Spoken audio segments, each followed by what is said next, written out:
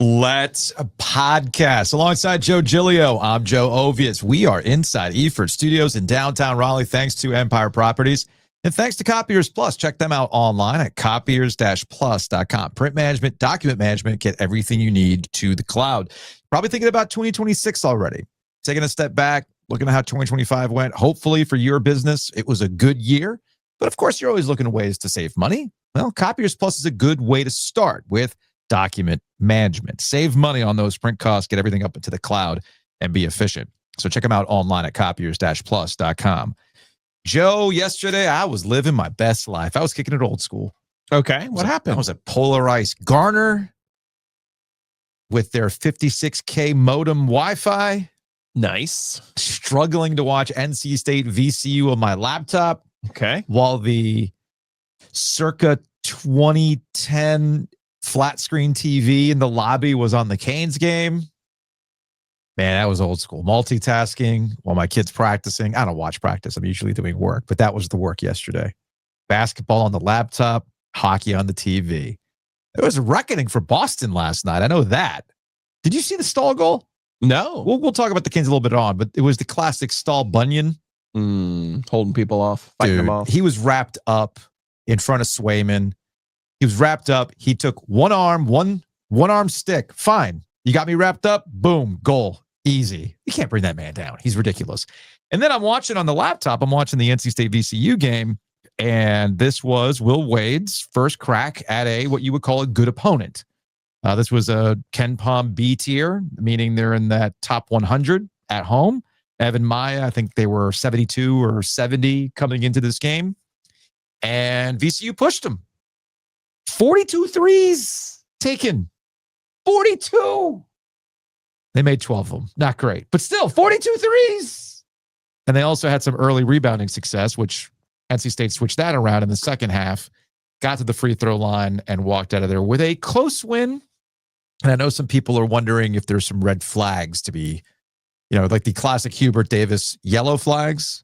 Are there some red reckoning flags that go up with the win over VCU yesterday at Lenovo Center? Well, you definitely learn more about your team in games like the ones NC State played on Monday night at the Lenovo Center. Yeah. There's no doubt about that. It's interesting. It took me, what are we at? 4 games and one conversation before the game and then and then the press conference after the game to figure out what NC State's trying to do. Yeah. NC State's trying to be an NBA team. They're heavily reliant on analytics. If you look at their shot disbursement chart, it's all either 3-pointers or at the rim, and really the only person who attempts anything close to a mid-range shot is Darin Williams. Mm-hmm. Okay, who had a hell of a game yesterday. Darin's very good. Hell of a game. The question is not Darin. Now, Darin has shot blocked a couple times at the end of this game when the money was on the table. Mm-hmm. That's a little bit of a, as you say, a bit of a flag. Also, there was also a couple sequences where he didn't touch the ball. Yeah, when Will said this after the game, we can't go that long without him touching. He's too good of a passer, he's too good of a shooter, too good of a scorer. We can't do that. Oh, and props to Darin for keeping the tech streak alive. Yes, so we can four games, 4 texts. 4 games, 5 texts. texts. Yeah. We can get into that. I specifically asked Will about that. But no, these are the kind of things you learn more about your team in games like this. Yeah. Now, the understood was Darin Williams is going to be very good. Who is going to help him? Yeah. And it happened to be Trey Holloman last night with a touch of Musa Sanya. I thought had some nice plays, particularly in the second half, added a little bit of size, a rebounding element. Van Allen Lubin was better on the glass in the second half. One thing that was truly notable, Kadir Copeland, who has been a really a key, he is the personality of the team, the leader of that team, and he struggled to get his going offensively. Yeah. Obviously with 7 points. Paul McNeil struggled to get it going offensively. He had no points. Matt Abel had 12 points, but I thought was a little bit of a little bit more of a passenger than he needed to be, particularly in the closing sequence of this game. So Holloman is the one who stepped up and supported Williams. I still have questions defensively about what they're doing. Now, what I mentioned, how am I starting to figure out these things? Well, number one, in the post game, Will Wade said they missed a couple threes that obviously would have helped them, that they were open. Yes. And he said, he's called those shot turnovers. He specifically said, we have to learn how to defend in the corners and let teams do whatever they're going to do from the elbows. That's a very NBA analytical mindset. Corner threes are the easiest shot in basketball. Yeah. So you want to contest those. The VCU missed 3 or 4 of them that really could have turned the general nature of this game. But when he said, let them have it on the elbow, then we could figure that out. But he was like, we got to figure out those corners. And I thought, okay, I see what you're about now. Took me 4 games, but I see what you're about now.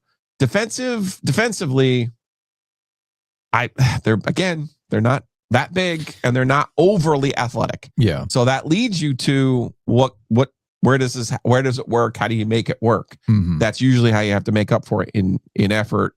I thought one of the tweets at me was about how we switch everything. True.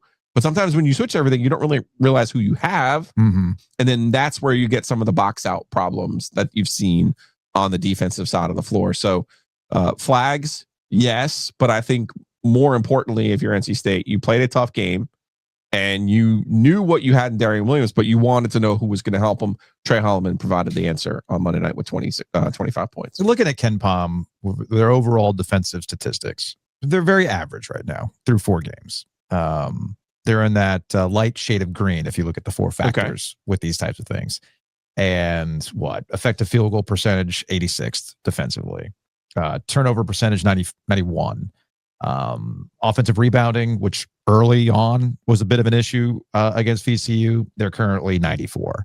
To your point about size, that's where I think now they out rebounded VCU in the end. But again, as we get into ACC play and the competition steps up, they got Seton Hall on Monday, and then they got Auburn. I don't know if Pearl's kid wants to fight. No, they'll be out in Maui. So that's right, Maui first. Yeah. Maui well, Seton Hall's out in Maui. So. Right. I'm looking at the schedule. I forgot who else is in that mix for that sort of thing. Yeah, so. Texas and USC are the other 2 good teams out in Maui. So we'll see. They're an interesting team. They are. They're not a fire-breathing team that Wills kind of has made them out to be, but I don't mind giving them that mindset and that confidence that they can be a fire-breathing team. But they're I'll say this, I won't do it all year long, but that's a game they would have lost last year to a VCU team that, I think people might forget they invested in their roster too. Yeah. This was not NC Central coming in here. No. VCU, this is not. I'm glad you brought that up because that's the one thing that I hope we're not going to do in the triangle with some of these things. Like I bang on Canes fans about this. Carolina Hurricanes fans. Like it's a long season. I'm not going to get too wrapped up in the day-to-day. Like to your point, am I starting to understand what you are about? I think we're kind of getting that sense with NC State. So like, they didn't cover. Okay, cool, man. Like I don't care about that sort of stuff. I really don't care about that stuff. The same goes with Duke, right? We got Duke tonight against Kansas as Kansas continues their triangle tour, right? And I know that Duke's got some issues. Speaking of rebounding, that's the one thing that has been a little bit of a yellow flag for the Blue Devils. But I also know they're pretty tenacious on defense, all things considered. I know that we know who their bus driver is. It's about the other supporting cast that comes along with it with Cam Boozer. For instance, what was it? I was reading Basket Under Review, and I had pulled this up in relation to top individual stat lines from this past week going into tonight's game against Kansas. I mean, I get it's Indiana State, but Cam Boozer continues to put together very efficient, very impressive games, right? And then we get to Caleb Wilson, who also had a very, very good game against Central on Friday. And you talk about mindsets and things like that.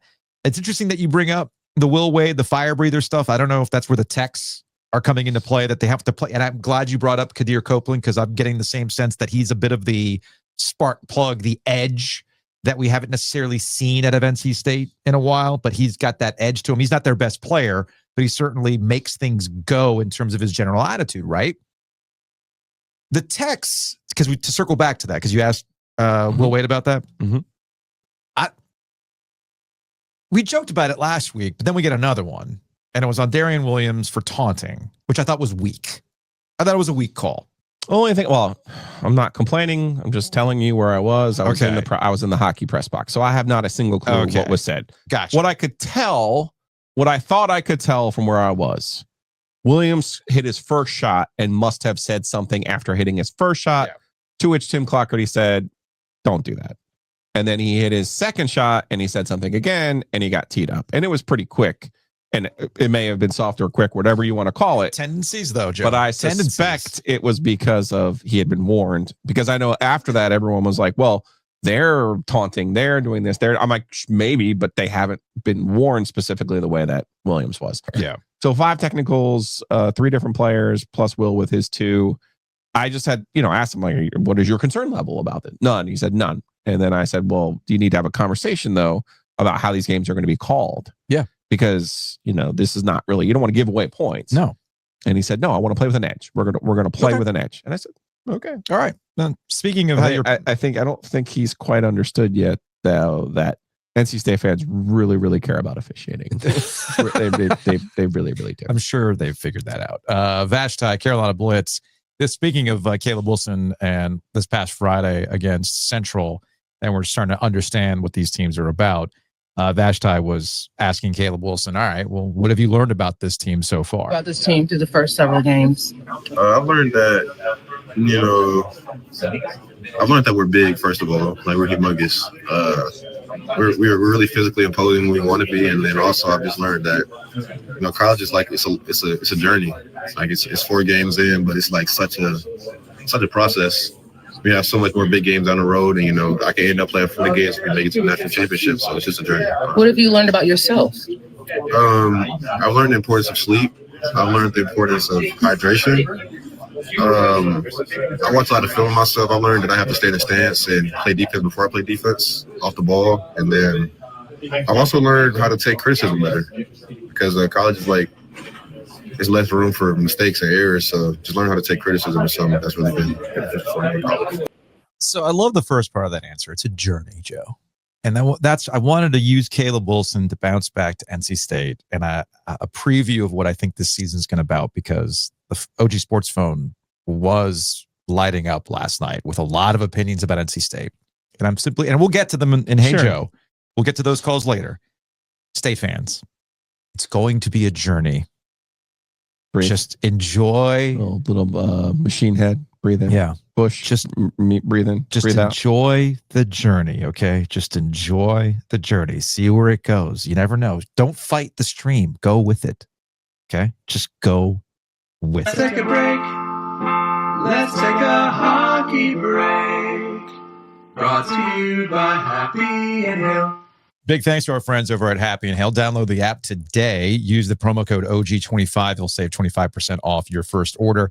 Using the app makes everything super convenient. Maybe you're running around all over the place. We're getting into the holiday season. You're running a kid here. You got to pick up this there. You got to go get gifts. It's nuts, right? November's flying by. You need to eat, though. So download the app. Use that promo code OG25.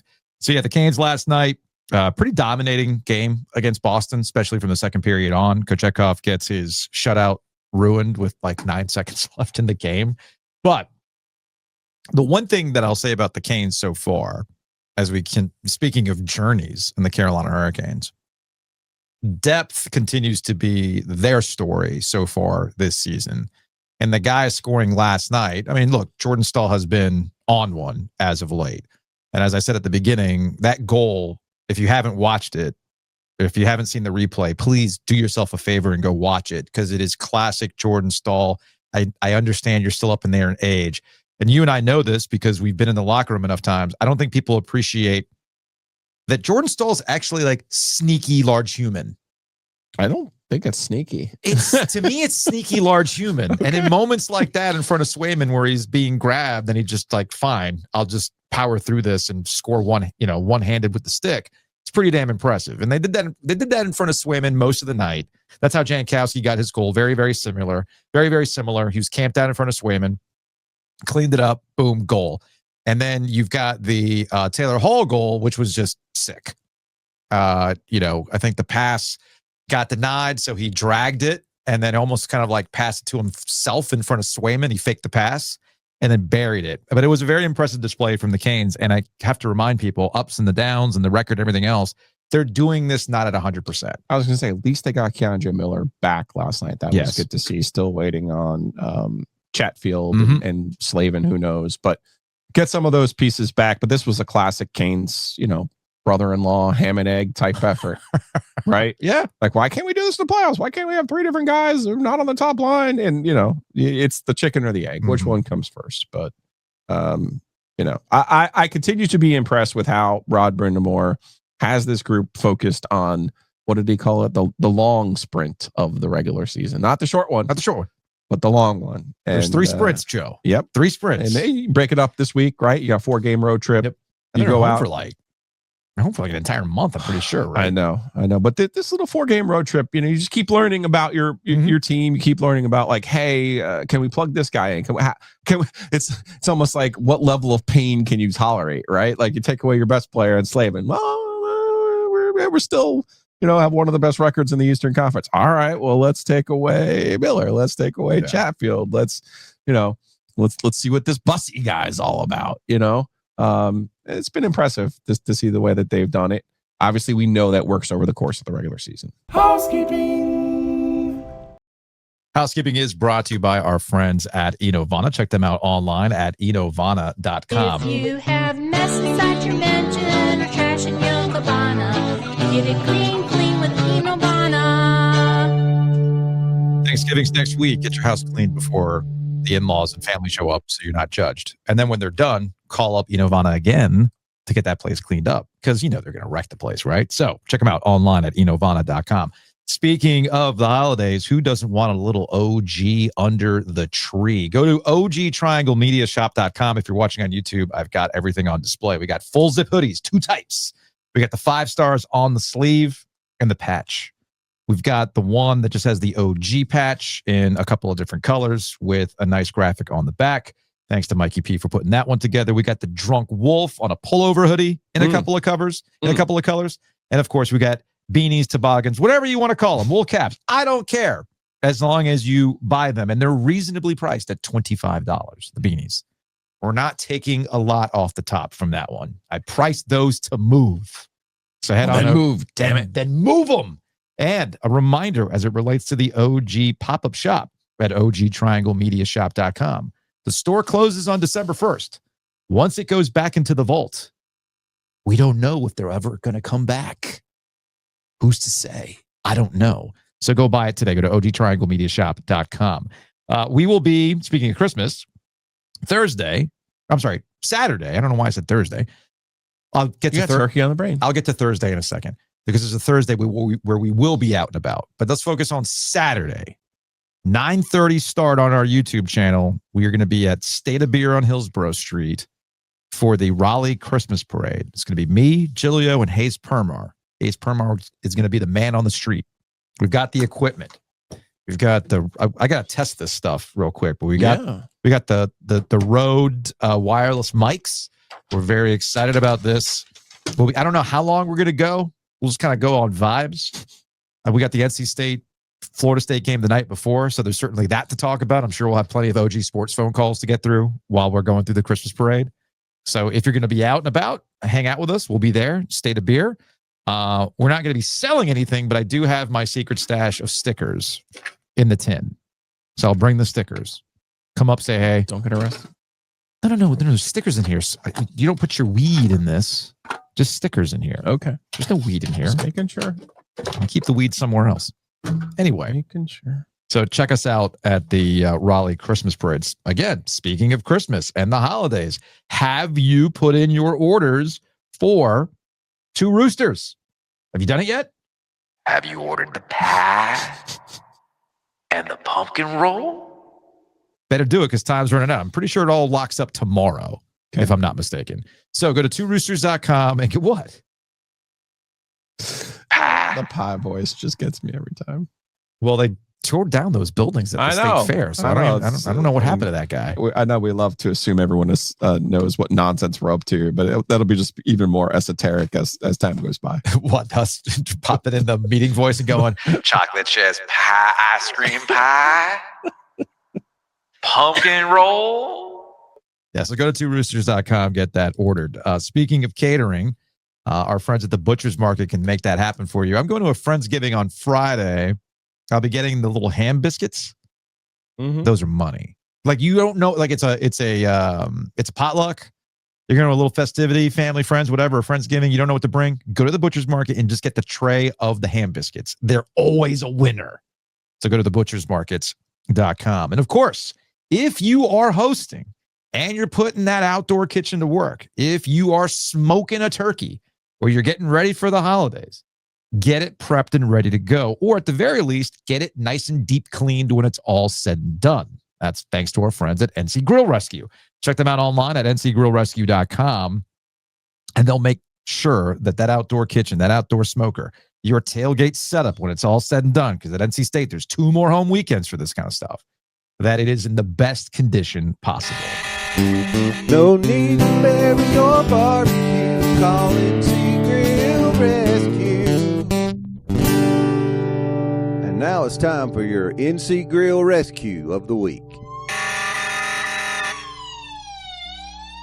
What do you got, Joe? I'm going to go for our friend Brian Kersey's inbox, head of ACC officials. Because I know some people don't like to believe this, but there was a Final Four crew there last night. Ron Gruber, Roger Ayers, Tim Clougherty. And I don't know. Just seems to be simmering below the surface. Just seems to be simmering. They host Carolina, right? So that game's so far away. No. Both of them are. No, they really are. I know that, but you say simmering. Yeah. It'll go full boil if this continues. I hope not. I hope not. Right. But you say so? That's where I'm going. Brian Kersey, we'll see. Be interested. Maybe there might need to be a hey, Will, welcome to Raleigh FOIA sent out this week to see what communication has been shared with the ACC office. Well, if Debbie Yower still Baton Rouge would never, Will. Baton Rouge would never. And all of his friends were there last night too from the Richmond. It was kind of cool, actually. I mean, look, he's been very open about VCU. Yeah, it was cool. What that job meant to him. There was like 4 people there from Richmond. That's nice to see. He talked to all of them, and it was nice.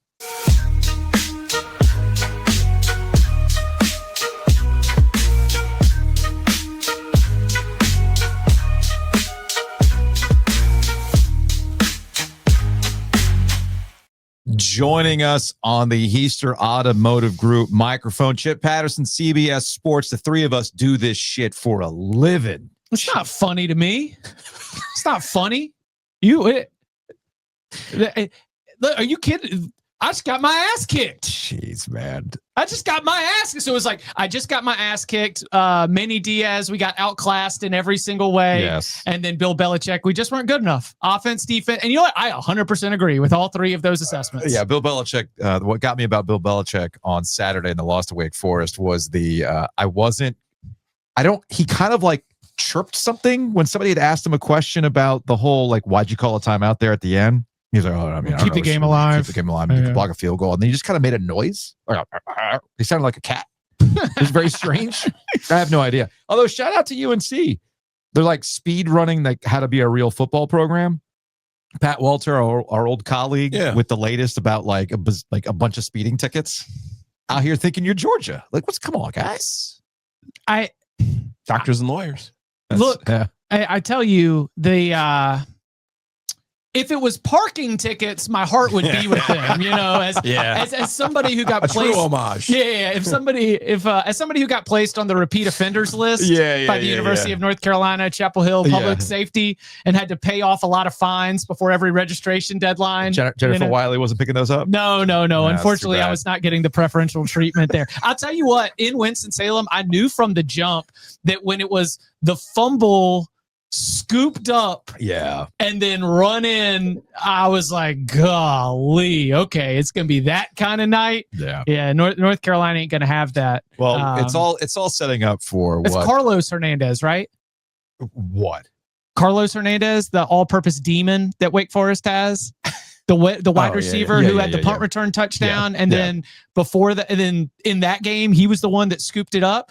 I was like, "Ooh, big Michael Campanaro energy with this one." Oh, that's Hayes Permar. That's Hayes Permar's music. You might bust in here like the Kool-Aid man and go, Campanaro. We'll get into the vortex. I apologize to Carlos if I bungled your last name. I don't have my notes down. Hernandez. That's Hernandez. Yeah. Okay. Yeah. Now we'll get into some triangle vortex in a little bit. Let's get to the news today. Actually, All right. Good news for the ACC. Good news for Virginia Tech.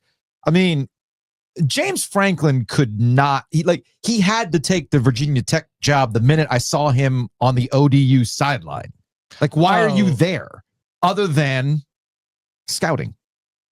No, I mean, well, Ricky Ronnie, this is like the really big brain Virginia Tech message board, which, by the way, I've spent way too much time in the Virginia Tech insider community for like the last 3 to 4 weeks. Oh, boy. My timeline is just poisoned. I need a full refresh, and it's not because of sorority videos, and it's not because of going down on the scooter. Like, my timeline is just doctors and lawyers from the Virginia Tech community all claiming to have inside knowledge, white smoke that it's done. I mean, this has been going on for a few weeks. But Ricky Ronnie, the ODU head coach, was an offensive coordinator for Penn State under James Franklin. And the big brain theory is like he'll convince Ricky Ronnie to leave. He'll convince Ricky Ronnie to leave ODU. I see, we'll be getting this Joe Brady. Remember when Joe Brady was on James Franklin's staff? I mean, it's just, the pieces of this coming together. Wasn't Brent Pry? Well, that's Franklin's. That's what I was going to ask Chip. How much is Brent Pry in the Virginia Tech Homeboy Hall of Fame? Because I'm guessing, as James Franklin was doing this dance with Virginia Tech, and also negotiating, as we've come to find out this morning, negotiating with Penn State. Huh? Yeah. You mean there was offset language in there? Well, and I was right the whole fucking time? Well, it didn't cost Penn State $55 million? 45. Oh, shit, Joe. 45.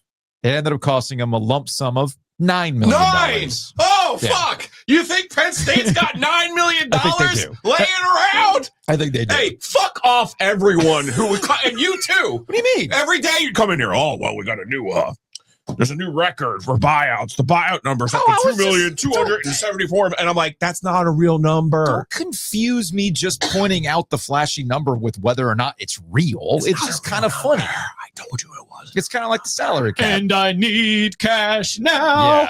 Yeah. So it looks like Penn State and restructured settlement. Penn State and Penn State and James Franklin negotiated a $9 million lump sum. Where I will agree with you, where all the people going 4D chess, like, oh man, James Franklin's going to completely screw over Penn State by taking like a bottom rate deal at Virginia Tech and investing all that money into the assistant coaches and NIL. And Penn State's going to be on the hook for X amount of years. That was always going to be dumb. So anyway, I think the reason why this dance lasted as long as it did is you had to negotiate that lump sum. But I'm sure James Franklin was also doing some due diligence and probably talking to Brent Pry going, all right, dude. Yeah, I was going to say the Brent Pry connection makes me think it is a better sign for Virginia Tech because if there's anybody that has a reason to be like, dude, this is a house of cards, do not go. Yes. Brent Pry had all the motivations to be able to say that to James Franklin. I think James Franklin taking this job is cuts two ways. Number one, it legitimizes Virginia Tech's big chesty talk about how we are going to invest in football like we've never invested. Babcock line? Our investments do not match our expectations. Yes. He's got his own criticisms, but that is, as the kids say, a bar. Do your investments match your expectations? For Virginia Tech, they did not. They are trying to address that. So James Franklin taking the job, number one, says that is real money. That is not just fake. Then number two, he is someone who knows how to spend that money. Yeah. There's going to be a lot of schools, and there have been a lot of schools that just throw money at the football program. And if you don't know how to spend it, then it is not going to yield the results that you want. Maybe your alma mater. Perhaps the investment to bring someone in for spring practice and then let them go.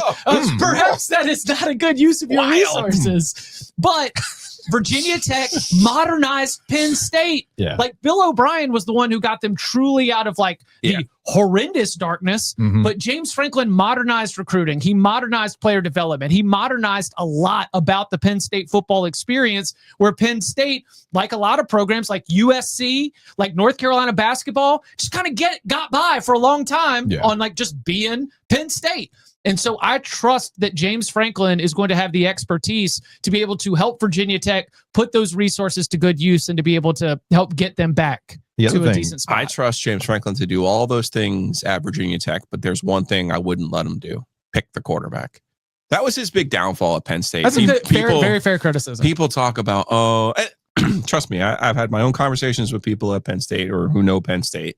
And, there was a little bit of like, hey, give me more. There was you got to the point where it was like a little bit of Chuck Amato. He kept asking for something. Hey, at some point, you got to deliver. Wasn't that his nickname? Give me more. Yeah. Give me It's like, more. you got, at some point you got to deliver, right? But I'll say this to your point about modernizing and understanding and all these things that they did. You look at them, you look at that roster, completely different than everyone not named Ohio State in the Big Ten. Yeah. Okay. But he had this blind spot. Considering what he was able to do at Maryland with some quarterbacks, he had a blind spot. Even at Vanderbilt, he had Aaron Rodgers' brother at Vanderbilt. Did they cross over? I would check. That was his. That was his QB. Okay, I was at the game. The game they played State, and Dana Bible was the interim coach. Oh, right. I mean, he before he got to Penn State, he could figure out who a quarterback was. At Penn State, including Drew Allaire, he could not for the life of him. He had the Sean Clifford kid. The McSorley was there for 28 fucking years. Hey, Moxie McSorley was the best that they got going. But that's the thing. You're rolling out Saquon and Godwin and the tight ends and all these other guys. And it's and like a defensive end first round pick every single year. Every year. Yeah. But Micah Parsons, and then you just jabroni central.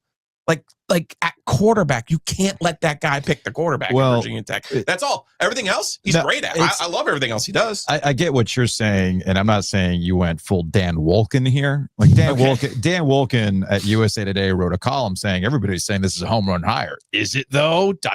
And what he did was he pulled up the whole big game James knock. And it's like, well, look at his record against the top 25. I guess Virginia Tech is indicating to the world that they're not interested in winning top 10 matchups. And it's like, Dan, and I like Dan. I know Dan for a very, very long time, but it's like, Dan, read the room. What the hell has Virginia Tech been in the last 10 to 15 years?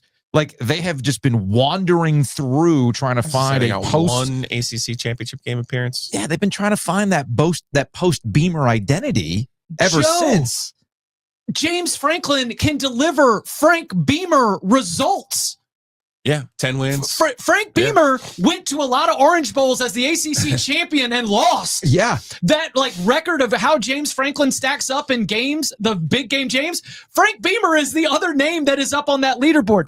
Beamer. Virginia Tech just needs to get back to that. Read the room, man. So come on. Frank Beamer. Then we can have that conversation. Frank Beamer winning percentage at Virginia Tech, 659. James Franklin career winning percentage, 680. That is your icon. And he can deliver the same results that your icon delivered. And you also, if you're the ACC, you need Virginia Tech back in that mode where they're at least appearing in those games. Whether they win them or where they lose them doesn't really matter. They just need to be back in those games because Virginia Tech makes for good television. And they hired a coach in James Franklin who's also really good for television. Star. He is an absolute rock star, ball of energy, great personality. I mean, we're going to get Keegan-Michael Key in the house. We are going to have. I don't know. You think he's going to stay? Penn State. You think he's going to stay loyal to Penn State and not at least come and say, "Hey"? I mean, Keegan-Michael Key doesn't know about the Mid-Atlantic recruiting scene. He doesn't understand. He feels like he can love everybody. I think that there is going to be a real crisis of confidence for some Florida State fans out there. Because remember, James Franklin, should we fire Mike Norvell and make a run at James Franklin? James Franklin reportedly was at least checking the temperature of what was happening in Tallahassee. Mm-hmm. And it's not because they've missed out on the wins and losses. It's because James Franklin's going to come for the time slot champs banner. Are you kidding? Do you know how hard it's going to be to get those TV ratings, ABC payouts? That's all that matters. I mean, that's all that matters. If you're Virginia Tech, goodbye CW, hello noon ESPN. Yeah. I mean, you have really moved up in the world just by getting James Franklin. I mean, were we going to get another Enter Sandman retrospective now that James Franklin's there? James Franklin. So I think the season opener's against VMI, so it's not like it's going to get moved up Monday night. Yeah. But we are still going to get some great coverage of James Franklin's first Enter Sandman. Put him back on Thursday night. Let's go completely old school. Put him back on Thursday night. Give me my nighttime Enter Sandman. Here we go. Virginia Tech would love to be winning 10 games and losing big ones. Yes. I'll tell you who this hurts the most. And I get they still have to make their hire. But I mentioned, hey, Penn State, your roster looks different than Iowa's and Wisconsin's. Wink, wink, read exactly what I'm saying. He tore it up in Nova and DC. Yes. Like he's going to tear it up even He's gonna tear it up even more more. at that school. Giglio, it's already a problem. They're doing a decommitment tracker for all the schools that have fired their coaches. It's like at Florida, there's one 2026 class, like the upcoming class. Yeah. Florida, it's one. Arkansas, who knows what they had, but it's like not much. Penn State, 17. 17 decommits from the 2026 class. The other part of that, though, is remember who owned the state of Virginia. The only time anybody's elevated out of Triangle Good was Mac Brown. Yes. When he was able to own the Tidewater area. Yes. That was what this guy's going to come in there and do that. This is the thing that I find. I get what you're saying about Penn State, but James Franklin going to Virginia Tech completely recalibrates. Well, it doesn't recalibrate. It resets how we've known ACC football with Virginia Tech in the mix, going back to the Frank Beamer days. And if you're North Carolina, and you got Mike Lombardi in charge of all these things, and you got James Franklin now at Virginia Tech, there is heat between Virginia Tech and UNC. 100%. Because of that recruiting. Bring it back. It's back with a vengeance, and Virginia Tech is going to be dunking on North Carolina in this regard about cleaning up and going back to how it used to be with those battles, right? And now there's an element of money, right? Like, it's not the old days. Like, it's not Mac going into the Tidewater. I get that, too. I get that. Just pointing it out. I'm not trying to be like, oh, man, we're going into the time machine, but I do think he has an appeal. There's an appeal. The area. And there's also a culture factor, too. I mean, the one thing, regardless of what you think about where Virginia Tech has been the last few years as they've been trying to figure out the post-Frank Beamer era, I know their culture is serious about football. So serious that the big reason why we talked to the David Teal conversation about 55,000 people showing up for the ODU game was like, whoa. Yeah, when we talked to David Teal, who's plugged in with Virginia Tech, Virginia athletics better than anybody else, when he was pointing out the money aspect of it, like, you got to, like, people were still showing up regardless. That matters in that regard, as opposed to what you might see in the Triangle from time to time, specifically at North Carolina, where they can try to throw money at the problem. They can bring in Bill Belichick and win the press conference and the early season, Pat McAfee specials, but you got to be serious as a football program. I've never doubted that with Virginia Tech. It's like, to Chip's point, there's a lot of programs out there like North Carolina basketball that thought they could just keep doing what they've been doing and everything will be fine. Everybody runs their own race. Everybody eventually has to get to that conclusion. How they get there, hey man, that's up to you, as long as you get there. And it looks like this year, Virginia Tech finally got there. As one of our listeners pointed out, there's a lot of Will Wade NC State basketball. Very much. In the in the James Franklin Virginia Tech, like, okay, I'll give you money if it's the right guy. Yes. If it's the right guy, we're going to make this happen. Just like with Will Wade at NC State, and that's James Franklin at Virginia and Tech. You it makes total sense to me. also got your guy. Yeah. Like, yes. like, that was Will Wade. That was Will Wade with NC State. Grade the hire. My friend Danny Cannell always says C+, just like across the board. Tom Fornelli has the tweet. It's a great hire. I have no idea how it will work out, but that's true. But grade the process A+. Mm-hmm. You probably had to overpay to get him to stop talking to everybody else. Now, implication wise, you bring up Florida State, and I get that everybody is going after coaches within their own pool, right? Mm-hmm. They all got their fishing spots. Not everybody's going big game hunting. They're not out in Morehead City trying to on the catch 22 or the catch 23. I was surprised, trying to find the big coach. I was surprised how disinterested Florida, LSU, and Auburn were in James Franklin. I was not, for the reason you said. What? For the walking column, for that same reason. Yeah. You can't be sitting here and saying, I'm serious about winning a national championship and hire him. Yes. Right. You could sit here and say, I'm serious about getting back to 10 wins and cleaning up in an area that he has a natural geographic tie to. Right. That's why I suggested he go to Stanford, because he could have just gone there and left the world behind. But I never thought he could. I never thought the fan base. I think James likes when the world is paying attention to him, and he couldn't have that at Stanford. And you could do that at Virginia Tech. At 62, he could go take the Stanford job. You can do that at Virginia Tech. And I was texting with some people about this yesterday, that they were surprised that some of these SEC jobs came in. Now, but to your point, yeah, the SEC schools couldn't sell hiring him or motivate their fan base the way that Virginia Tech can with him, because when you're Auburn and Florida and whoever else, you're sitting here going, we're going to win the national championship. This is what we're going for. It's a mutual feeling, by the way. Those SEC schools don't want to hire him for the reasons which we just laid out. And if I'm James Franklin, why do I want to go to a hyper-realized version of what I just dealt with at Penn State? Where if you think they're delusional at Penn State, well, they're just as delusional at Auburn. They're just as delusional at Florida, which has been kind of going through it else. Hell, they're just as delusional at Florida State. Yeah. And I am going to be curious. So there's, to kind of get where things are going here in the ACC, there's two jobs in the ACC that I'm fascinated by for different reasons with the James Franklin hiring. There's a little bit of an impact there. You mentioned Florida State. Are they kicking the can with Michael Norvell?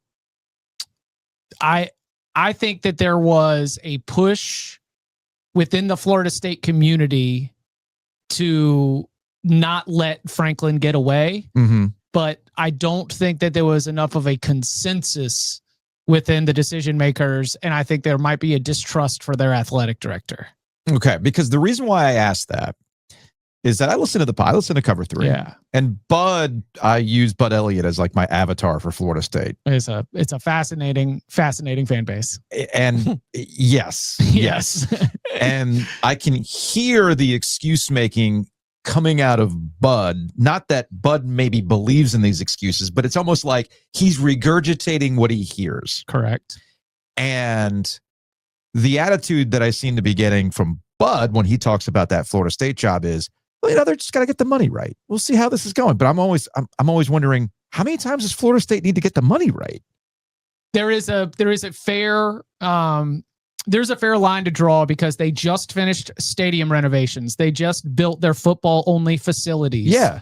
How badly do they want to go in debt for a mid football program? I guess is what I'm getting at. They apparently are really following all of the rules when it comes to these caps. Okay. And I think that there is some disappointment that they are following. There is some disappointment. I see. Did we spend no? Like, remember Maryland opened up a facility recently and their athletic director said kids would get dressed in a trash can for $250,000. Right. Yes. We've spent all the money on the wrong things. There is a notion that Florida State poured all of their money into all these facilities. And now it's like, oh no, we don't have the money for players and coaches because it's all been spent over here. Right. One thing I would say about Florida State, same thing I would say about Penn State. I do think Mike Norvell would get another job. I actually think Auburn would hire Mike, or Arkansas would hire Mark Norvell in a second. Mm-hmm. So I think they probably erred in not firing him after whatever game it was that everyone's like, oh, they got to get rid of Stanford. him. Yeah, they needed to fire him that day. Yeah. Because then Norvell would have been positioned that, again, with your offset language. Yeah, you would have ended up paying whatever, but not the full freight. My understanding is Norvell is not lump sum. It can be spread out as a line item over years. And that, yes, there is offset language. Yeah. And he, again, Arkansas would line up to have that guy. Like, they would be crazy not to. But rebooting, I mean, it is more than, even if the buyout is not a real number, we all know that rebooting a football staff and a football program is a lot of extra money as well. Yeah. And then there's the NC State aspect of this. And what happens with Dave Doran going forward with 2 games remaining. We got Florida State on Friday. I guess we'll have a morning after while we're at the Christmas parade to talk about that game. Yeah, we got a lot going on. We do have a lot going on this weekend. We got a lot to get into.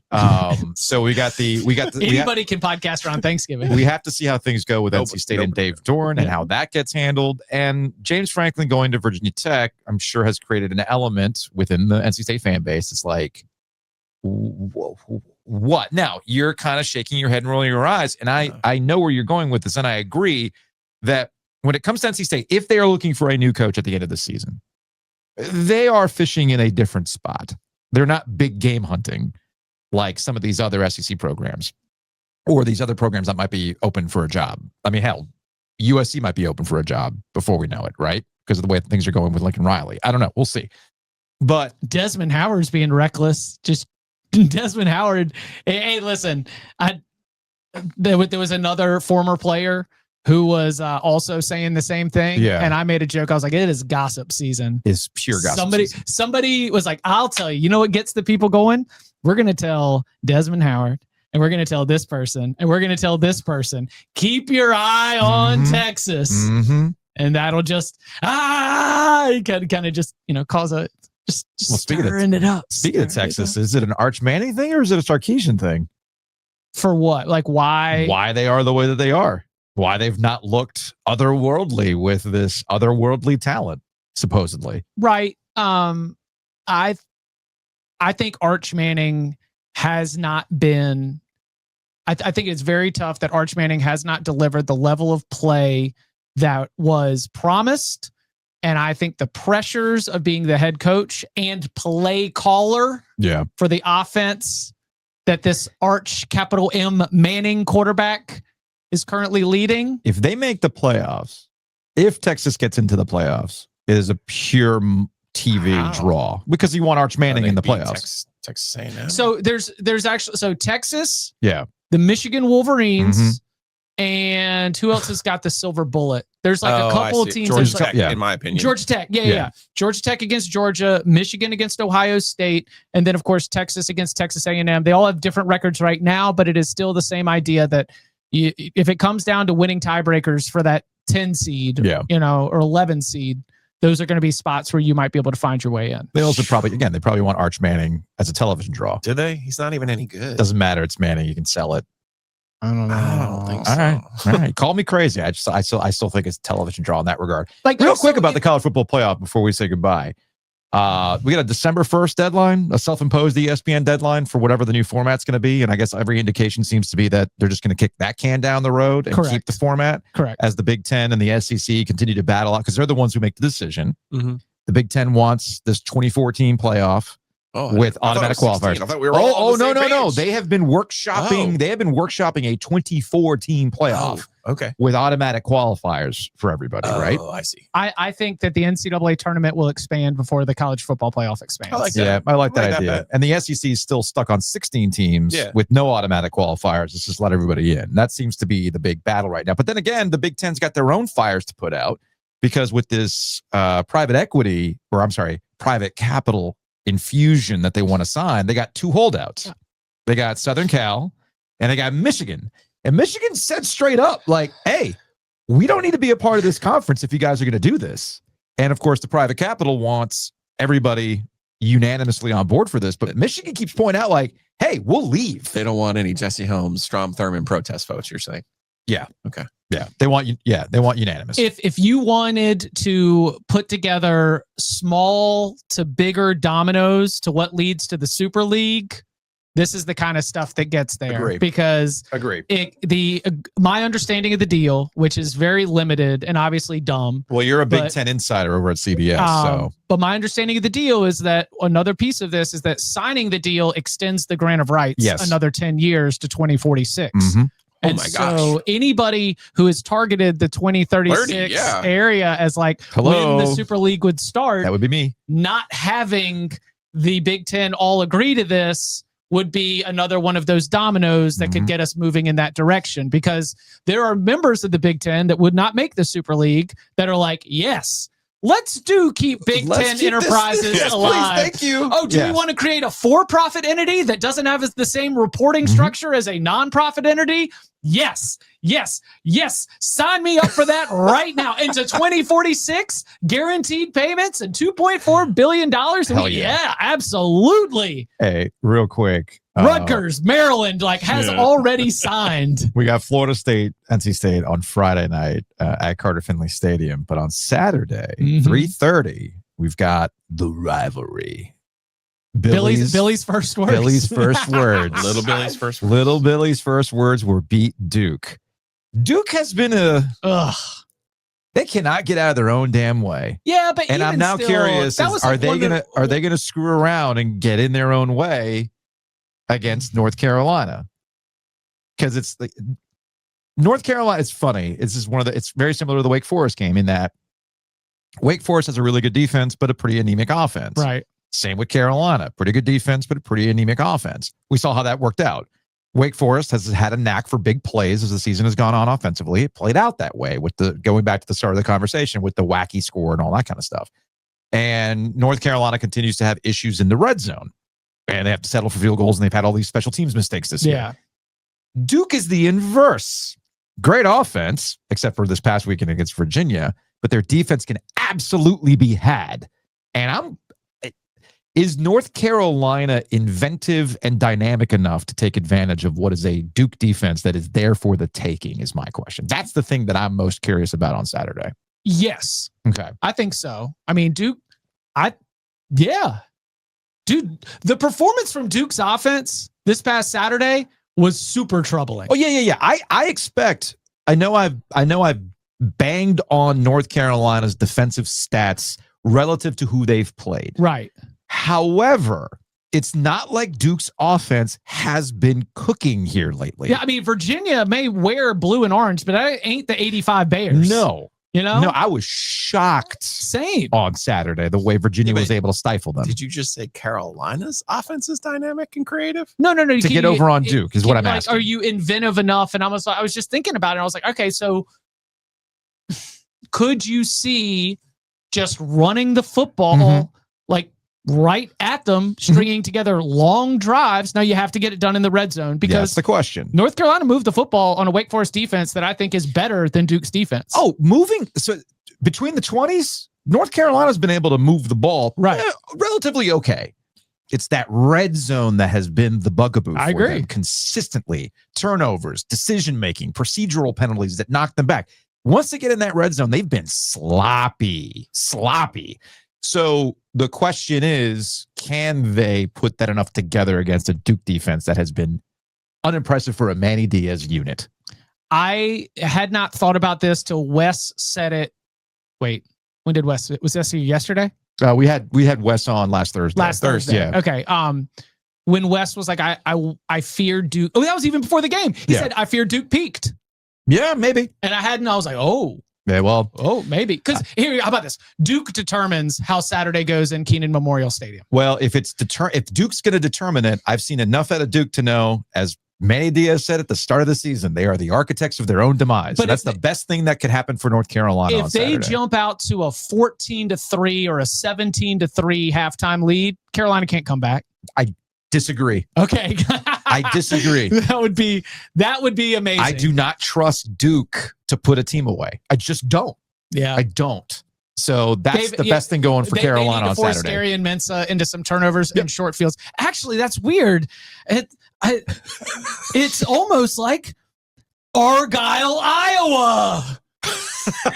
Wait, was Kirk Ferentz a Belichick assistant at one point? Was Brian Ferentz a Belichick assistant? Do we just have Iowa? You know, because you're right that it's like the defensive performances are coming against some of the lesser teams in the conference, but they're also Cal. They did it against Stanford. Iowa's quarterback's name Gronkowski. Gronowski. Yeah. But they are also some of the best defensive performances in the 21st century of North Carolina football. Which that's more of an indictment on the previous regime than anything else. But it is a statement. Oh, there it is. It is a statement of intent of the identity of the team. North Carolina football under Bill Belichick is Argyle, Iowa. You need special teams. You need short fields. You need turnovers. Special teams. And if you get those, don't have that. Hey, but I'm giving you the Iowa playbook. Okay, that's fine. I want you to say that this is the idealized version of what it could be. Yeah. They Argyle, Iowa. All right, fair enough. We'll talk a little bit more about this with Andrew Jones on Thursday from Tar Heel 24/7. He was cooking after that Wake Forest game. Yeah, dude. Andrew's because Andrew. One thing I love about Andrew is Andrew really obviously is like you wouldn't talk to him as much. We wouldn't enjoy those conversations as much if he didn't have just like everything together. But he's got it from personnel decisions. He's got it from play calling decisions. He's like, well, why'd you run out that personnel for that down and distance? And Giglio, it's not like you when you were on the beat, right? Back when Giglio had his special seat at basketball games, or charting the personnel groupings and being able to know that on 3rd and 7, Dave's going to run this. But nobody's ever told Andrew put that in your damn chart. That's right. Nobody's ever told Andrew that. We'll talk to Andrew on Thursday about that. Chip Patterson, CBS Sports Cover 3 podcast. Hey man, it was good hanging out. Sounds good. Y'all be well.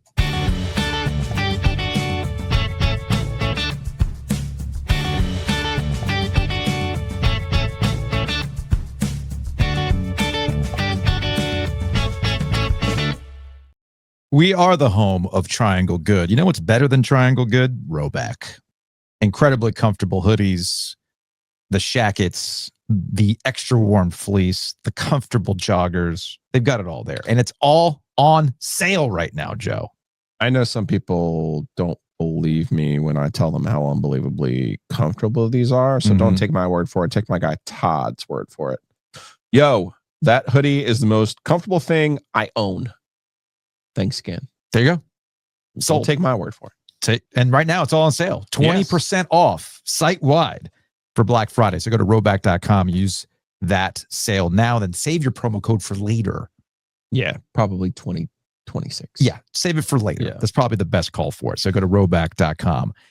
Thanks to our guy, Chris Brassfield over at Brassfield Accounting. He is a fractional CFO. What does that mean exactly? Well, maybe you're like me and Giglio. You got a small company. Maybe you're a one-person, one-man band, and you're juggling all these things. What if we told you you didn't need to bring somebody on as a full-time CFO, that you could just do something fractionally, part-time, making sure that all of your books are handled? That is what Brassfield Accounting can do. Go to brassfieldaccounting.com. Yeah, any of the business you don't want to cover, we can cover. Brassfield Accounting. Big thanks to Whitaker and Hamer. Check them out online at wh.lawyer. Again, that's wh.lawyer, attorneys and counselors at law. It's the holidays. Maybe you get into a fight with a family member. You know what? Legal matters, they can handle that for you. You just got to be real about it sometimes. Holidays are a stressful time for some people. Just saying. Cockroaches and divorce, apparently. Those are factors too. Yeah. You know, I don't want to be a bummer during the holidays, but I'm just saying. And we got to get you some never nudes to get you sparked back up here. Yeah. Got to get you back on track. I don't know about that. I don't know about all that. The never dudes. I don't know about all that. I'll never get it right, but it's fine. Well, thankfully, if you call them that, we never have to worry about getting legal representation for a cease and desist or anything like well, that. So we would. that'd be something that wh.lawyer can handle. You know, and speaking of the holidays, you know, you got people coming over and you're bursting at the seams. You're like, I'm fed up with this house. I need a new house. Hometown and the cockroaches. So you go to Hometown Realty. Go to myhtr.com. And they can find you the house of your dreams. No cockroaches. And it has no cockroaches and has enough room to entertain everybody. That's what matters. Go to myhtr.com.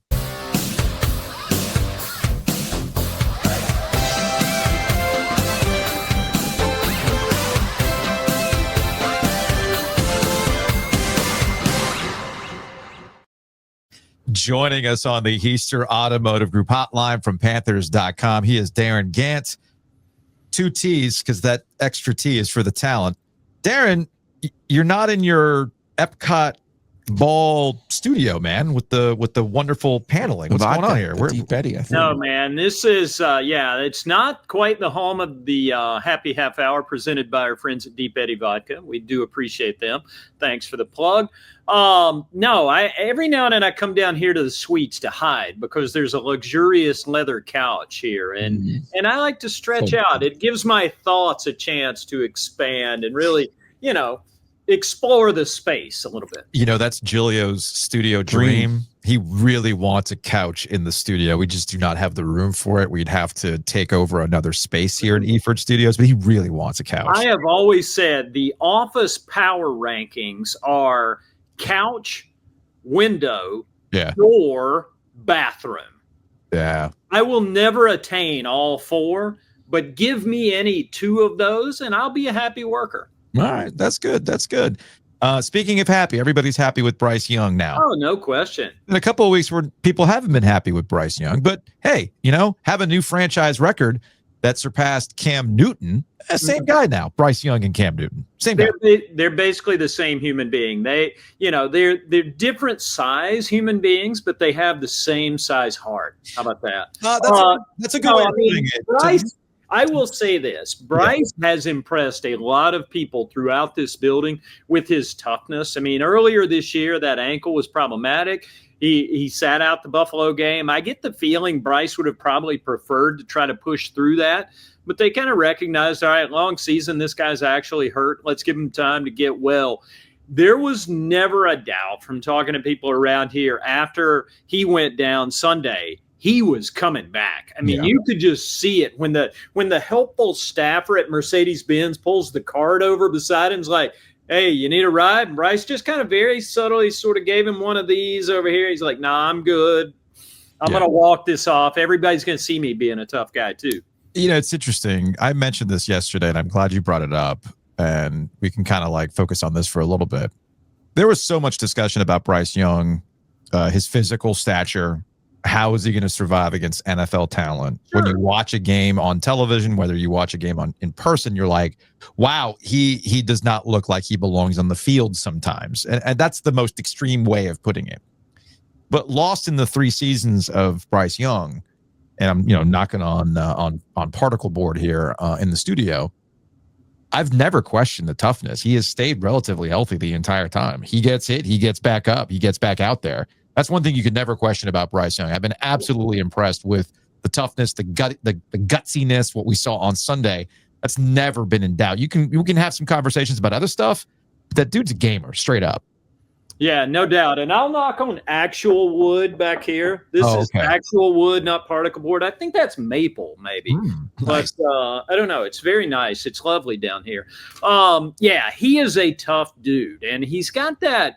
I think because, and I've always been fascinated by the dichotomy between on-field Bryce and the Bryce you see in those post-game situations. You see the clips on Panthers.com and on the socials of him in the locker room after celebrations. There's a salty Bryce that exists in a world outside press conference Bryce. And on the field, man, that guy's tough, and he's earned the respect of much larger people. Even my wife, and my wife's a great barometer for how fans think, because she'll come home or I'll come home and she'll ask me questions about the game. And she said, when linemen pick Bryce up like he's in Dirty Dancing and he's Jennifer Grey, she's like, it just looks so ridiculous. And I was like, listen, he's kind of one of them out on the field. I mean, they have taken him on, and he's earned that. I mean, he's displayed the toughness. He's gone out there while hurt. To see him limping up onto the podium the other night to talk on the podium behind the lectern, make sure to get those right. He was hurting, but he pushed through it. The dudes respect him. He's got it.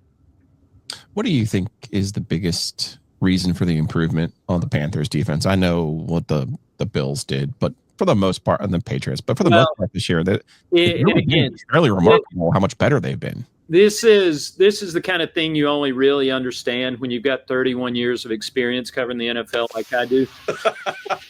Derek Brown's good at football. Yes. And having a large 330-pound man in the middle of your defense who throws people around like Frisbees helps.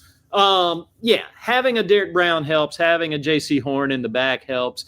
They've improved. I mean, last year, the big problem was every play started about 3 yards that way from the line of scrimmage because they were playing a bunch of not Derek Browns on the front. And it's nothing against those guys. Every single one of them were giving their absolute best. They just weren't as good at football as he was, as A'Shawn Robinson is. That dude – A'Shawn Robinson is like the walking definition of old man strength. He doesn't say a lot, and he's kind of got that serious guy vibe.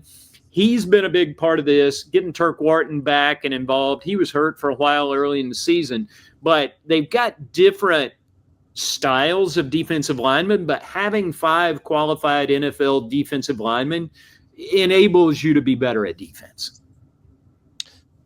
I hope you have a chart somewhere. I know people struggle with counting stats and that the NFL season's longer, but I heard it a couple different times on the broadcast last year, like, oh, it's the worst scoring defense in the history of the NFL. And every time I heard it, I'm like, I'm not absolving what they were defensively last year. I'm just saying, like, you're playing more games. Right. So, yes. Even on the per game, they were like among the 7 or 8 worst. Sure. So. But I just hope you're charting somewhere that the Bengals this year are on track to eclipse that mark. I hope there's some pettiness out there for the Panthers socials. So yeah, it is wild though. It is a completely different product. And again, I joke about Derek, but having more qualified dudes helps. They're just more stable. I like to joke with Ojero Vero when I see him in the hall. I'll be like, hey, what's it like to be smart again? Everybody thought he was a doofus last year and wanted to run him out of town on a rail, and now all of a sudden he's got players and he can kind of listen. They've got steps to make. They are not where they need to be defensively, and I think that's going to come with time. But when you look at what Canales and Dan Morgan and Brant Tillis have done putting together this roster, you can kind of see what the next steps are. I mean, they need to add pass rushers. They could use another, middle linebacker to stabilize things. I always joke with Cassidy Hill, who works with me here at Panthers.com. I'll be like, what would help this problem? Whatever the problem may be. And she'll say, what's that? And I'll say, more Luke Kuechly. A Luke Kuechly would help this problem. If they had a Luke Kuechly in the middle of this defense, it would be better still. And again, nothing against any of the guys that are there. But when you look at what the next steps probably are, they need pass rushers. They need more dudes at the second level of the defense. So they were out there running around in the fourth quarter with Claudin Chairless and Muma Jongmeta at linebacker. You knew all about Muma, right? Yeah. Yeah. Let's go with that. Yeah, sure. Muma's delightful. I enjoy him a lot. Speaking of being a ball knower, and you are a ball knower, being able to point out that Derek Brown kind of factors into these things. Good at football. What happened between the New Orleans game and the Atlanta game where we've gone all season wondering where the deep ball has been, and then it's there on Sunday against the Falcons, and that it wasn't just about Tet McMillan. Now suddenly it's getting spread everywhere, and even Xavier Legette is getting involved in catching touchdowns. So why wasn't this there against New Orleans, and what ended up getting us there against Atlanta, which was off to a dicey start early? Well, I think you got to go back a couple weeks. I mean, first of all, Rico Dowdle's been on a heater. So you're content while that's working to let Rico do his thing. You're content, and I think you get in a pattern where it's like, all right, running the ball works. We're going to keep doing that because that's the safest thing to do. There's some John Fox philosophy for you. Throw the ball, 3 things can happen to them are bad. And then they go to Green Bay, and that game plan was designed so conservatively because the game plan was designed to get the ball out quick when it was passed at all, give it to Rico as much as you can, and that worked. So I think you kind of get into patterns where when things are working, listen, the Saints were determined. Rico said after that Saints game, he said it was heavy boxes from the starts. They had safeties falling out of the sky. It's like the Saints were sending in paratroopers to stop the run. And they were committed to it, and it worked. And every now and then you get God. Sometimes you get the bar, sometimes the bar gets you. And it was funny to me when I got home that night and my wife looks at me and says, did you realize that Dolphins beat the Bills today? And as they did what? And it was kind of the same thing. I mean, every now and then somebody gets God in a way nobody expected. And that's what happened against the Saints. But I think there was a recognition of, all right, now it's time to fix this problem. We were able to cover up some of those issues for 3-4 weeks at a time. But now when it's time to unleash some things, I mean, listen, here's what we know about XL. He's big and fast. Yeah. And here's what we know about Teteroa McMillan. Pretty good at catching footballs. For a rookie, he's putting up big numbers. I mean, he's top 6 or 7 in the league overall, leads all rookies right now, got back ahead of Egbuka from Tampa. Last week with a big game. So they've got weapons. Jalen Coker, we've seen make plays. I mean, even going back to last year when he was running around. But I think it's a different vibe. And I wrote about this the other day before the game. Last year when Bryce had the big game at Atlanta, he's throwing it to David Moore. He's throwing it to Adam Thielen. And when you're dealing with adult human beings, 29-year-old David Moore, 30 whatever, Adam Thielen was at the time, it's a different vibe than when you're throwing to basically all rookies and second-year guys, which is what they've got out there now. But the decision was made, hey, when you trade Adam Thielen, it's like we're going to roll with these kids, and they're all going to grow together. Andy Dalton talked about it. It was pretty interesting because he was in the same situation in Cincinnati in 11. They had ran off Ocho Cinco. They ran off T.O. They basically exiled Carson Palmer from the year before. And it's like, all right, Andy, have at it. You and A.J. Green, go get them, with a bunch of kids out there, including Jermaine Gresham, who I think was 23 that year. And, you just throw a bunch of kids together and let them work out their problems. And, for a day, they worked out quite well. Well, I feel like I started the year thinking the Panthers could be playoff team, could sneak into that thing. And now the NFL to me, it's just been one of those years where you're sitting here trying to figure stuff out, and you're like you said, your wife telling you, "Hey, did you see the Dolphins beat the Bills?" It's like, okay. They did what? We had, and I thought Tampa was really good, by the way. Yeah. But look at their schedule. Look at the Tampa has been going through it with the team that's playing. Tampa is pretty good. They is good. They're beat up. They're without wide receivers right now, and you're starting to see some of the results of that. But you get to that point of the year, I keep going back to 22. When Steve Wilkes comes in as the interim coach, they get on a little bit of a run. People forget. People have been talking. I've got a lot this week of, it's been so long since the Panthers have been in a playoff hunt. It's been 3 years. That's a long time. When Steve Wilkes came in and took a hold of that team, they beat the Detroit Lions and basically ended that Ben Johnson era.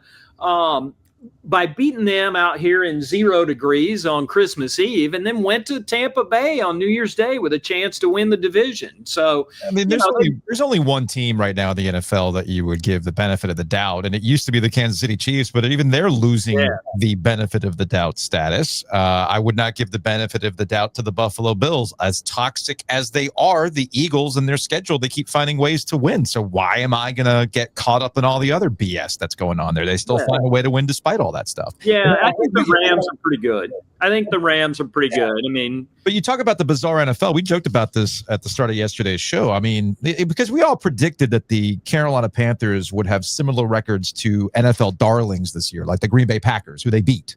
No question. The Detroit Lions, who have the same record. They have a better record than the Kansas City Chiefs right now. These are all things that we predicted at the beginning of the year. Right. Well, the other thing we predicted at the beginning of the year, and I try to live my life, Joe's.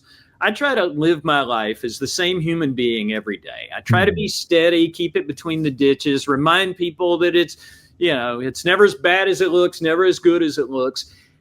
Even last week after the New Orleans game, I was kind of walking around Charlotte, and when people were muttering about getting blown out by the Saints, I just looked at them and I said, 2-15, 5-12, 5-5. That was like my Chuck Woolery move. I kept going 5-5, and they're getting better. Yeah. And going into this season, we probably had this conversation back in August. It seemed like they were getting better, where 7 or 8 wins seemed like an attainable goal. You go 2-5-7, you've made linear progress. That's the direction this thing seems to be going. So I think it's reasonable to think 7 or 8 still in the cards. And if you live in the NFC South and are in that 7-8 win range, you've got a shot. I'm going to give myself some credit. I cracked open a Super Bowl 50 Bud Light can. Oh, you found one of those. Well, here's the thing, Darin. So shout out to Alan, who's the band director over at Carey. And he understood the assignment and found the eBay source that had the full cans. So this is the one that I consumed last Thursday. How was that, by the way? It actually wasn't that bad, all things considered. Wasn't that different than a fresh Bud Light? Yeah, I'm not going to say that. We all know you got to drink OG Light on this podcast. But here's the thing. OG Light, I know that. I went back to the source and I picked up 2 more. So I'm going to crack one open when we get to the anniversary, the actual 10-year anniversary of Super Bowl 50. Jackson's birthday. And Darin, that other one, I'm sending that one to you. We can run this podcast back. I don't know if I'll be able to do it here in my palatial suite down here in the gallery, but maybe I'll find a place. Maybe I'll go home and tape a podcast with you and we'll crack one together. We need to do this because I know you've been doing 10-year Super Bowl 50 retrospectives over at Panthers.com. It's not complete without a Super Bowl 50 Bud Light. We'll do it. We'll have an OG Light chaser just to cleanse the palate a little bit afterward. But Giglio will make the trip. You'll have that Bapple. No, the blazing apple, the Fireball blazing apple. Careful there. Darin Gantt, Panthers.com. All right, man. We'll talk to you later. Good stuff. See y'all.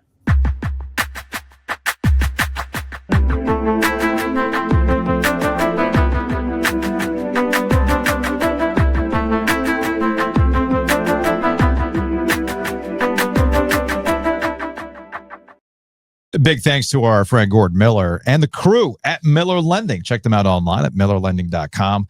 Call them directly at 919-447-3377. Maybe you find yourself looking at the news and wondering, well, how does that impact the current interest rates? Let's say that in the last 5 years, you've had to refinance for any number of reasons. You weren't necessarily happy with the rate. Maybe you're regretting buying down a rate, especially if it's come down further than that. Well, contact Miller Lending to see what they can do. The important thing about Miller Lending and why you should just go ahead and call them to get just a general idea of where things are at. They're not going to push you towards anything. I've been in situations where I've called up Miller Lending and said, hey, I'd really like to refinance right now. And they've told me, no, now is not the right time. Let's check in 6 months.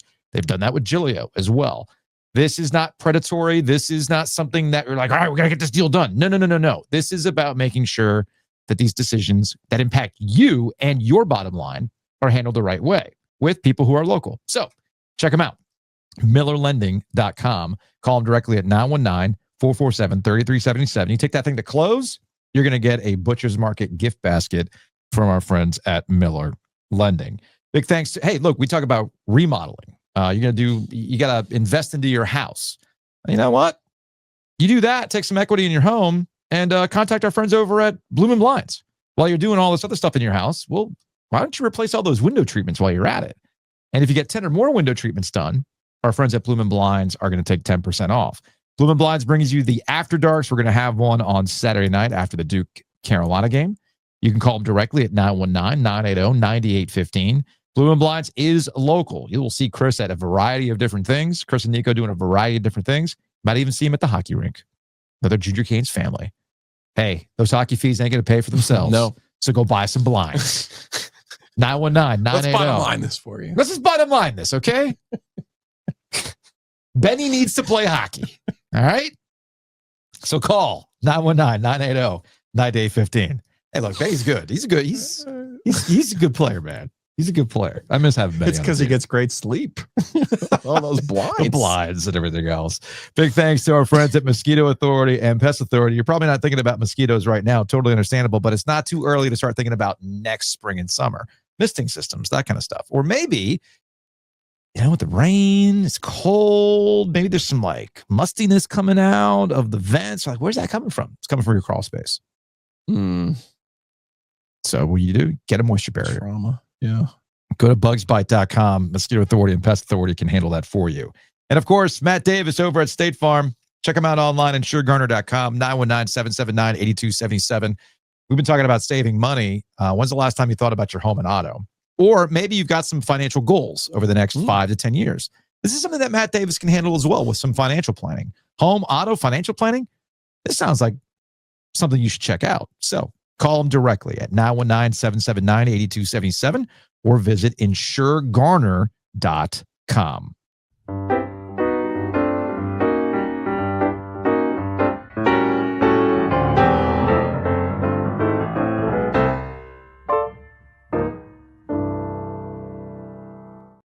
All right, before we get into the thick of some OG sports phone calls, it looks like we have some corrections and clarifications to get to. It happens. All mixed up, you don't know what to do. I guess we'll clarify and correct something or two. Cause you know what, JoJo is not the first or the last. You may have gone wrong in the past.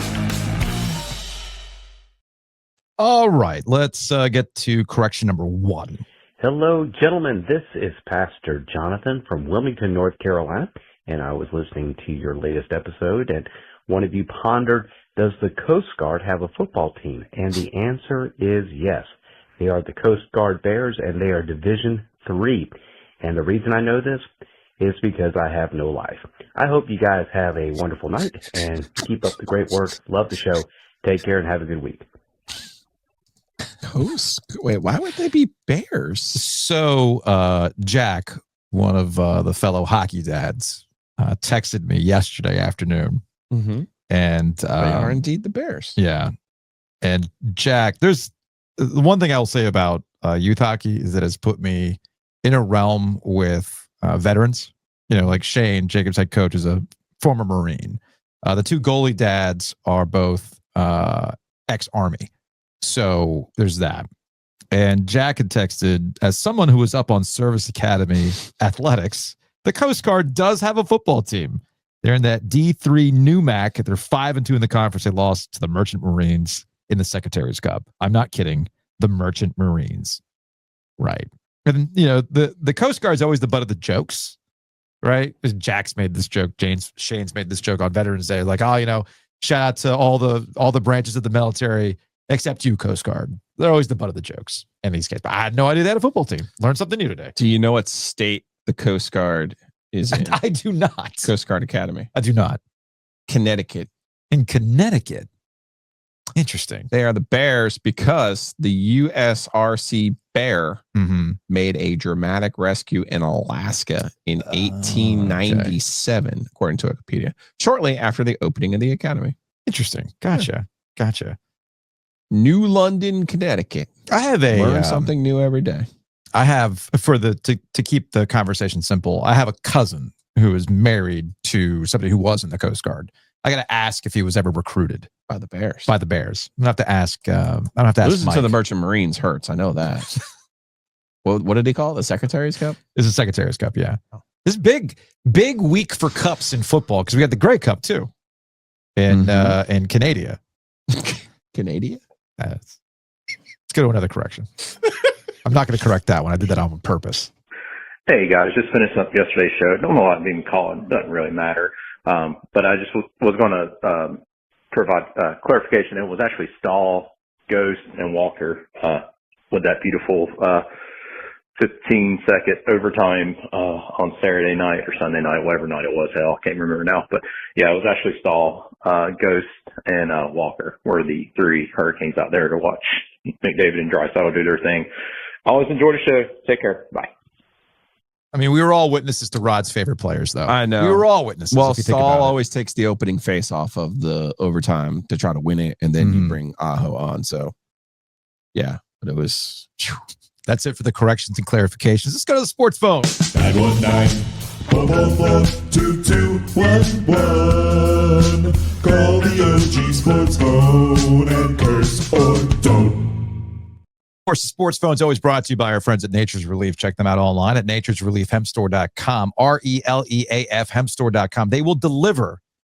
And I'm just saying, with the news, go now. Yep. Go now. Stock up. So I will be doing that soon. I will be going and stocking up. Apologies to the OG credit card. Just saying. Go be a YouTube member to support my habit. Thank you. Speaking of the Canes, let's go back to a 919. Hey, I'm just following up on the call I had yesterday that y'all played about my concerns with the Canes power play. And after another night of 1 or 2 shot power plays from the Hurricanes, so despite a really good win, I'm still frustrated. Y'all had wondered, was it the players or the coaches or the system? I think it's pretty obvious it's the system. The players are fine. We don't have an offensive game breaker like we do on defense with Jacob Slavin. But I think at least 10 other teams in the league show you don't need offensive game breakers to have a better power play than we do. We get so easily fooled by a big diamond, big square penalty kill. Because we're always sort of wrapping around to the guy, trying to pass to the guy on the left or the right. I think Gossespierre is actually doing a good job quarterbacking the power play to Giglio's point, but we never send anything up the middle, and our power play is just so terribly predictable. We have the guys to score 5-on-5, so the talent isn't so lacking that we can't score with a man advantage. We're just running the same damn play, and it's paltry. We're waiting for something to happen. We're waiting for their penalty kill to make a mistake, and we need to run some different stuff to force them to make a mistake. Otherwise, we can never be a true cup contender. We give up every 6 or 7 power plays for nothing. So I get the point of the call, and I understand the frustration with the power play, and as it relates to being a cup contender. Again, I'm following here. Things get tighter in the postseason. Every power play matters in those situations. You can get by 5-on-5 and power through the regular season, but we all recognize that things get tighter. And the Canes have had some deficiencies that have popped up in those postseasons. Goaltending, defensive breakdowns, however you want to put it, the power play, all that kind of stuff. But it's almost like I want to go back to the conversation with Darin Gantt and apply it to hockey. Or as we've joked about, Rod wistfully looking at Draisaitl and McDavid. I would be more willing to hear the conversation about the power play and quote unquote changing things up if they were running the same thing with those guys and it never like panned out. You see what I'm getting at? I think there's a tendency to fall in love with your players, fall in love with your guys, and think they are better than ... And I go back to that conversation we had with Seth Jarvis in the offseason. I still need to pull that for social media purposes. I've just been lazy about it. But he said it himself. We got to be the stars. They got to step up. So there's a little bit more expectation out of the players being those dudes that we just haven't seen consistently enough. Yeah, the Canes don't print out their notes anymore, so I didn't realize this. They are 31st out of 32 teams in power play percentage. Yeah, that's not good. That's obviously not great. No, again, it's unacceptable. Can it be better? Yes. Yeah. But there's a whole bunch of factors that go beyond just the quote unquote system. All right, let's go back to State Hoops. This is from a 619. You know what? Fuck it. NC State is just a high T team because we'd be getting teased every time we go on the damn court. Kind of bullshit, that one on Williams, but honestly, you know what? This is more fight than we've seen since the players took over for that Final Four run. I love it. Go Pack. Man, the honeymoon still hot and heavy for Will Wade. Still hot and heavy. All right, let's go to a 919. Hey guys, Scott in Wake Forest. Well, the Pack won. That's a good thing. They didn't cover, so whatever. VCU is a pretty good team, but they should have covered. But the blueprint to beat us has been exposed. Man, offensive rebounds are a big problem. They need to do better in that regard. But hey, that can be fixed. Let's go.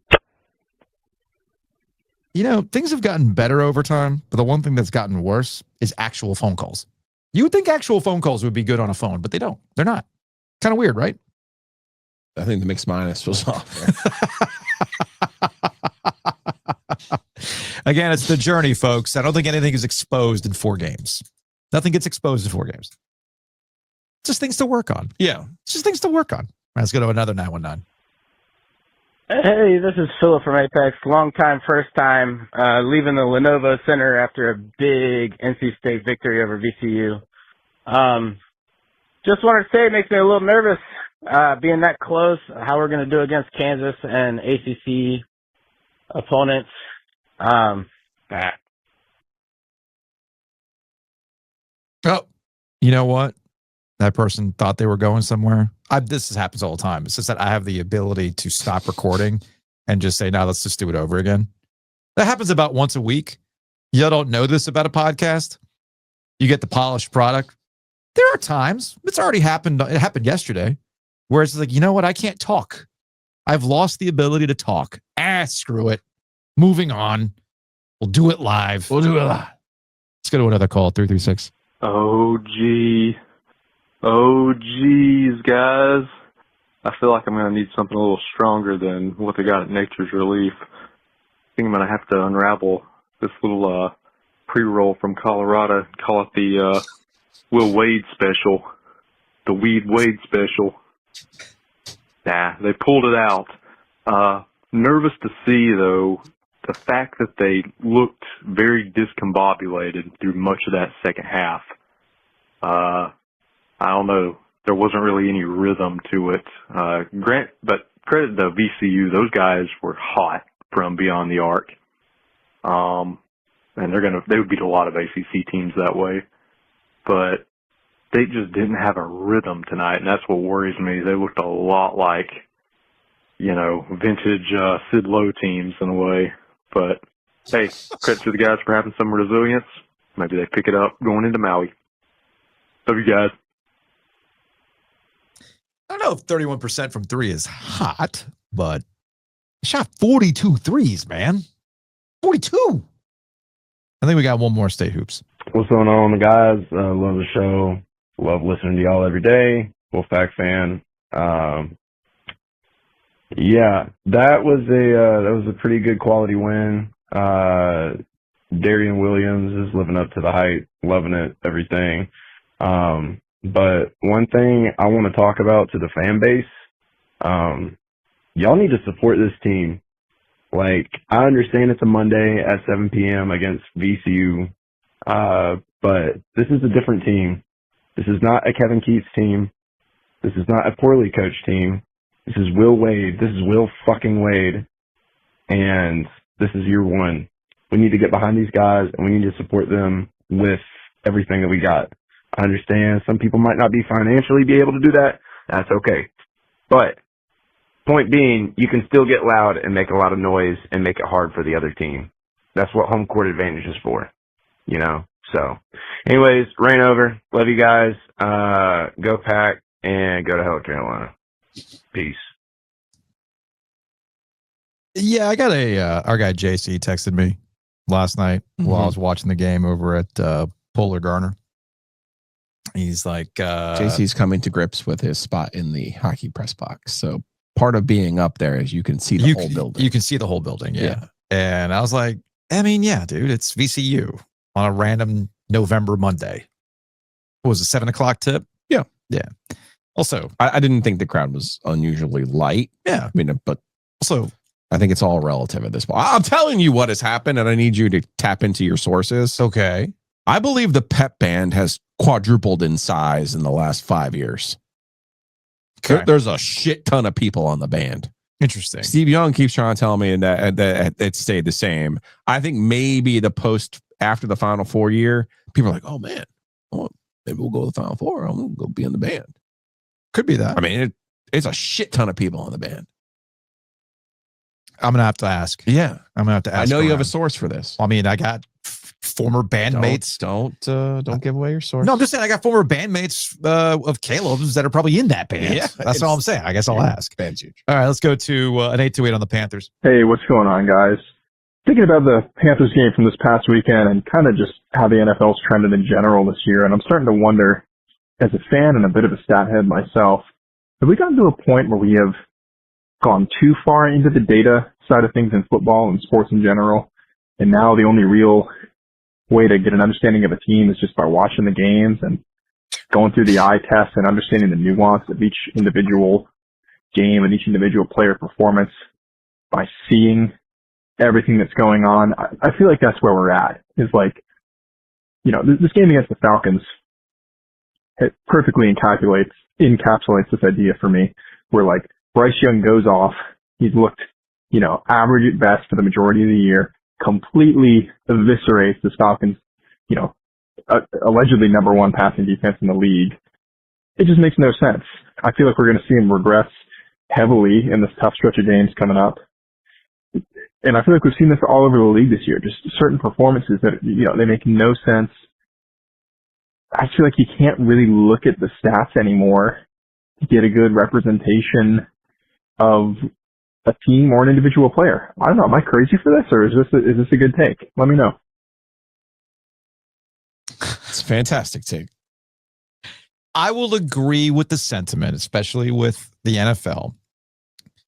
And this was a debate. I think this past preseason. I think Pablo Torre was the one who stepped in it inadvertently, but I agreed with his overall premise in that there are so many tape eaters out there that all they do is they watch all 22 and they're getting into a game in a granular level that misses the overall point. You know, it's almost like there's a time and place for going to a gourmet restaurant. I'm not going to say the restaurant, but it's a pretty famous restaurant here in the Triangle.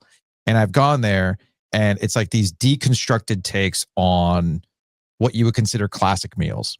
And I remember years ago I went and they had like a deconstructed s'more. Oh, I think I know what you're talking about now. Okay. Right. And I was like, no, just give me the s'more. I don't need this broken down to its elements with this, you know, fractal foam that they made that tastes like marshmallow that goes on a gram. Like, no, just give me the fucking s'more. Okay, cool. Thank you for deconstructing it for me. And I think there's an element of that when it comes to the NFL. And we make fun of it with the PFF grades or the no quarterback in the NFL has a greater, you know, passer rating than Bryce Young in the fourth quarter when they're down 28 points. Well, how'd they get down 28 points to begin with? Maybe he mixed it up. Be up 28 points because he's so good. So I get the overall premise. I'll tell you where it really bothers me, and we are going to get into it, and I have to keep checks on myself about this, is relying way too much on Ken Pom, Evan Maya, Bart Torvik, all that kind of stuff. Warren Nolan. It's helpful once we start getting into the NCAA tournament bracket, like who's in, who's out, to give me a general idea of team sheet wise. But ultimately, don't be so married to those numbers and just watch the damn game from time to time, and you'll get a better idea. One more to a 252. Yo, Ovies Giglio! Young Gravy here, breaking my own personal record for calling you for a third consecutive day. I'll keep this one short. It was just announced about, I think, an hour and a half ago. UNC versus NC State, the Saturday after Thanksgiving, 7:30 kickoff. My question is this: how in the world did this game get a 7:30 kickoff? I thought for sure that it would be a 11 o'clock in the morning kickoff on the Cartoon Network. All right, thanks. Bye. Young Gravy. Answer to that one's easy. Is it 7:30? Is that the official kick? Are you going to be awake for that? I was not happy when that was released yesterday. Why? Georgia Tech at night, Florida State at night. Yeah. Would have been nice to have I know 3:30 is like dead, but would have been nice. 1 o'clock, little CW on 1 o'clock. That would have been nice. Are you going to the game? Yeah. Are you going to be doing the post game? Are you going to be doing the after dark from Steve's tailgate? Probably. Are we going to have to use this thing finally? Yes. So that you don't have your shit ass AirPods? Yeah, those aren't good. Okay. I've come to, but I also need to hit mute when I'm not talking. I did a better job of that on Monday. I can do that too, but or no, Saturday. Oh, Saturday. Yeah. Okay. Monday. Who knows? I don't know. 7:30 just means more people are drinking. I know. And the reason why it's at 7:30 is because the TV decision makers know that there's enough rubbernecking for this game between State and Carolina fans, because you understand that the entire way we look at this season for both schools comes down to one game. Yep. This game, same as it ever was. We'll see you tomorrow.